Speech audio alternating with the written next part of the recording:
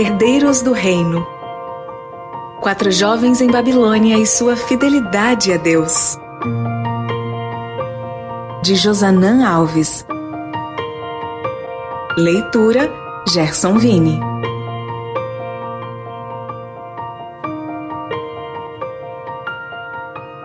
Capítulo 8. O que move a verdadeira entrega.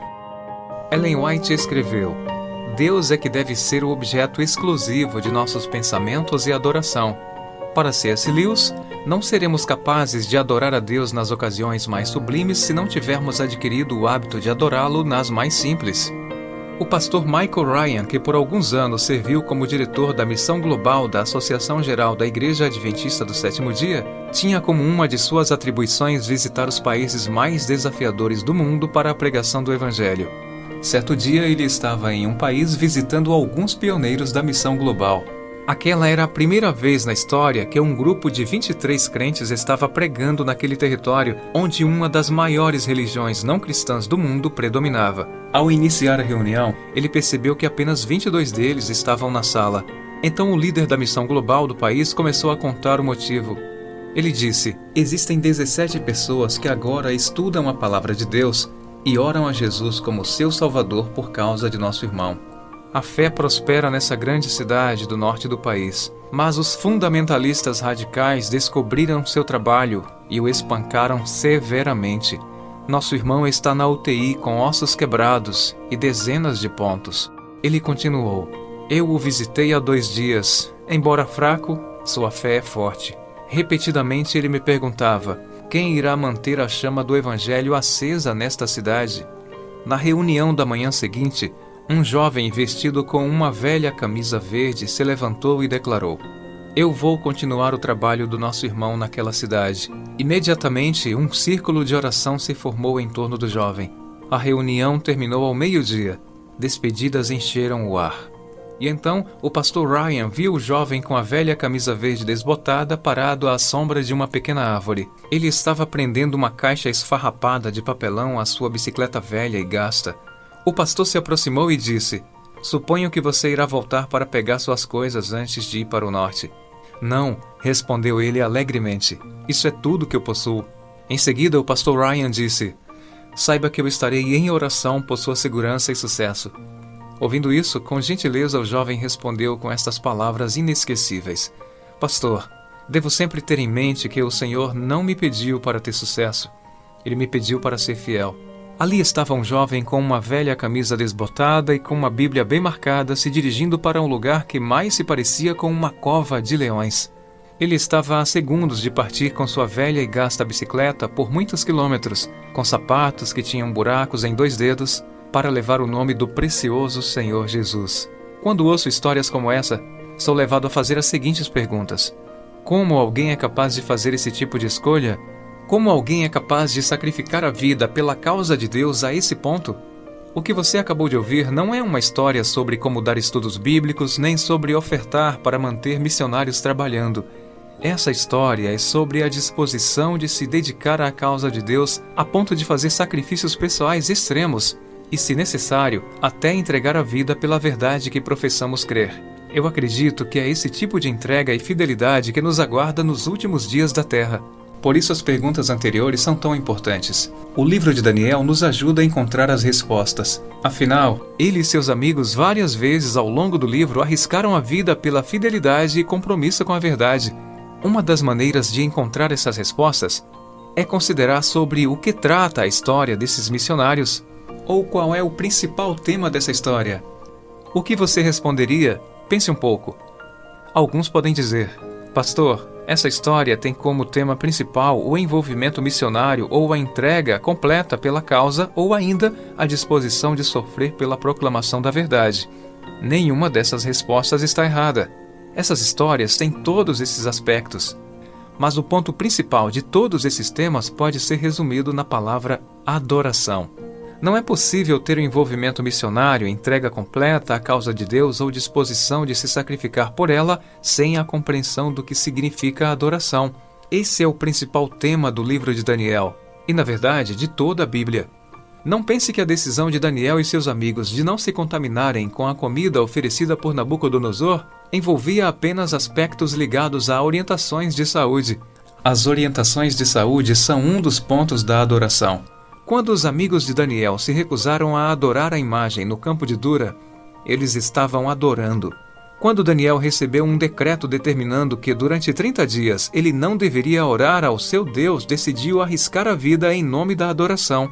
A compreensão do que significa adorar e da maneira bíblica de fazer isso é o ponto mais importante para viver a fidelidade à altura desses missionários da história mencionada e de Daniel e seus amigos. Permita-me esclarecer isso com duas histórias da Bíblia.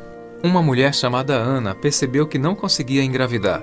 Na cultura em que ela vivia, ter um filho era sinal de prosperidade e das bênçãos de Deus. Para piorar sua situação, seu esposo tinha outra mulher chamada Penina. Esta tinha filhos. A Bíblia diz que Penina a provocava excessivamente para irritar pelo fato de Ana não ter filhos. 1 Samuel 1, verso 6. Esse termo excessivamente não é comum na Bíblia. Isso nos faz concluir que a palavra foi cuidadosamente escolhida para nos dar a ideia exata do sofrimento de Ana. Esse sofrimento levava Ana a chorar e não comer nada. 1 Samuel, capítulo 1, verso 7. Assim, o desejo de ter um filho tornou-se o principal motivo de suas orações e súplicas. Sua vida passou a girar em torno desse sentimento e desejo. Depois de um episódio curioso com o sacerdote Eli, Ana obteve a promessa de que Deus concederia o desejo de seu coração, e algum tempo depois, ela engravidou e teve um filho a quem chamou de Samuel. Aquele menino era a razão do sonho dela. Mesmo assim, a Bíblia diz que quando o menino ainda era muito pequeno, ela foi à casa do Senhor, levou seu pequeno filho ao sacerdote Eli e disse: "Era por este menino que eu orava e o Senhor Deus me concedeu o pedido que eu fiz.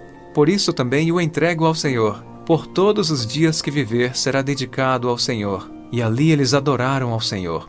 1 Samuel 1, versos 27 e 28. A pergunta a ser respondida é: como alguém é capaz de fazer esse tipo de entrega? Ana não estava ofertando um equipamento para o departamento infantil do templo. Ela estava entregando o próprio filho e não era por uma semana, um mês ou um ano, e sim por todos os dias da sua vida. O texto bíblico nos dá a resposta ao afirmar que ela estava adorando o Senhor. Se Ana fosse ao templo pensando assim: "Vou perder o meu filho. Vou ficar longe do meu filho todo o ano, talvez nunca mais o encontre." Imagino que ela nunca teria feito a entrega que fez. Ana foi ao templo para adorar. E quem sabe adorar é capaz de fazer qualquer tipo de entrega, não importa quanto sacrifício ela envolva. Vamos para outra história? Um homem chamado Abraão passou a vida inteira esperando um filho prometido por Deus. Aos 99 anos, essa promessa ainda não havia se cumprido. Assim como Ana, Abraão desejava a chegada desse filho com todas as forças do seu ser. Pouco tempo depois, quando Abraão tinha 100 anos, o menino nasceu. Imagine a alegria da casa. Finalmente as promessas de Deus faziam sentido para Abraão. Mas um dia Deus apareceu a Abraão e disse: "Pegue o seu filho, seu único filho, Isaque, a quem ama, e vá à terra de Moriá.